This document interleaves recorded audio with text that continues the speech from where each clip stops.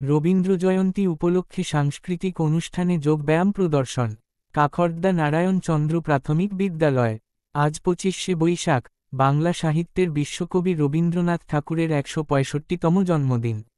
এই বিশেষ দিনটি উপলক্ষে কাকড়দা নারায়ণ চন্দ্র প্রাথমিক বিদ্যালয়ে অনুষ্ঠিত হয় এক মনজ্ঞ সাংস্কৃতিক অনুষ্ঠান। বিদ্যালয়ের ছাত্রছাত্রী ও শিক্ষক শিক্ষিকাদের মিলিত প্রচেষ্টায় দিনটি হয়ে ওঠে বিশেষ স্মরণীয়। অনুষ্ঠানের শুরুতেই শ্রদ্ধা জানানো হয় কবিগুরুর প্রতিকৃতিতে মাল্যদানের মাধ্যমে। এরপর শিক্ষার্থীরা পরিবেশন করে রবীন্দ্রসঙ্গীত, আবৃত্তি এবং নৃত্য।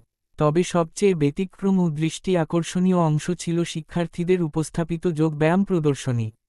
ছোট ছোট ছাত্রছাত্রীদের সুশৃঙ্খলভাবে উপস্থাপিত এই যোগব্যায়াম পরিবেশনার মাধ্যমে সুস্থ শরীর ও মনের গুরুত্ব তুলে ধরা হয়।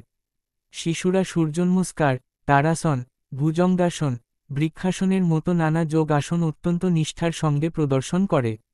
এই পরিবেশনা যেমন স্বাস্থ্য সচেতনতা বার্তা দেয়, তেমনি কবিগুরুর শরীর ও মন দুটোই চর্চা করা দরকার, এই ভাবনার প্রতিফলনও ঘটে। বিদ্যালয়ের প্রধান শিক্ষক ও অতিথিরা শিক্ষার্থীদের এই উদ্যোগের প্রশংসা করেন। তাদের বক্তব্যে উঠে আসে, এই ধরনের শারীরিক প্রদর্শন যেমন শিক্ষার্থীদের মানসিক শক্তি ও আত্মবিশ্বাস বাড়ায়, তেমনি সংস্কৃতির সঙ্গে শরীরচর্চার সংমিশ্রণও ঘটায়।